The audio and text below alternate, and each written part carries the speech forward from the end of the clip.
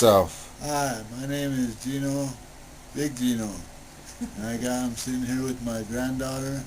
She's 8 weeks old. Her name is Mia Avelina, and her mom is right here next to me. Yes, I'm Big Mia. and Okay. Mia what? Mia Shao. This is Mia Avelina, and this is the Vigils family. And we have Hannah over Like here. Hannah Montana, but without the Montana and stick with the Hannah. And I'm Orville, the neighbor, upstairs. And I'm going to read you a story by my son, Ashbay Barai. The title of the story is The Santa Situation. My good friend, Big Buck, told a story the other day I want to share. Big Buck had gone to help out at a school for needy kids at the request of Big Ma. She told him he had to give back because of all the blessings the Lord had blessed upon his family. Why don't you sit down, Gino? Okay.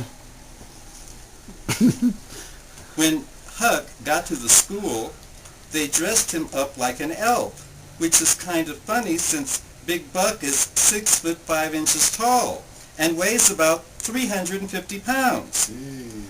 Santa started in on him right away. "Get yourself over here, young lady, and help old Santa out," he said. Big Huck said, "Don't let my legs fool you, Santa.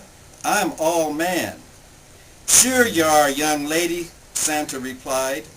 Huck didn't argue since he was given back and all. He noticed that Santa didn't smell that good. He kind of smelled like pee, and he had really bad breath, and he kept on breathing on Big Huck. Santa made sure to ask all the kiddies if they'd been good and listen to their folks. And if they said yes, Santa promised to bring them the toy of their dreams.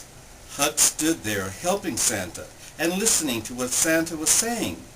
He thought to himself, it just ain't right that Santa should have all this power over the kids. He knows when they sleep, when they're awake, if they've been bad or good. If they don't fit the proper criteria, then they are ostracized and don't receive their favorite toy. Huck thought for a moment, looked over at Santa and said, "What about unconditional love, Santa?" Santa peered up at Big Huck and said, "What the hell are you talking about, young lady?" Suddenly Big Huck went off. "You've been holding us hostage year after year, generation after generation, and you don't come see us on our birthdays, you don't come to my baseball games when I was a kid, but you can sit in judgment on all of us. I said unconditional love, and I meant it." Santa stood up and went to push Big Huck off the platform because he was starting to make a scene. But Huck wasn't going. The next thing he knew, he and Santa were rolling around on the ground, biting and kicking each other. The kids were screaming and a crowd started to form around them. Security came over and grabbed Big Huck in a chokehold and threw him into the parking lot, still dressed like an elf. Huck figured he would just walk it off and cool down a little bit, but it's not every day you see a 6 foot 5 inch elf with a bloody nose and torn clothes walking around. So people started to tease him and ask if he was crazy. Big Huck was getting madder and madder, thinking about how Santa was just a lexicon, a lexigram for Satan, and how the devil was red and so was Santa. What was Santa's real name anyway? Is it Kris Kringle? Is it Nicholas? This guy is pretty suspicious if you ask me. While Huck was walking, he noticed Santa down at the corner ringing a bell.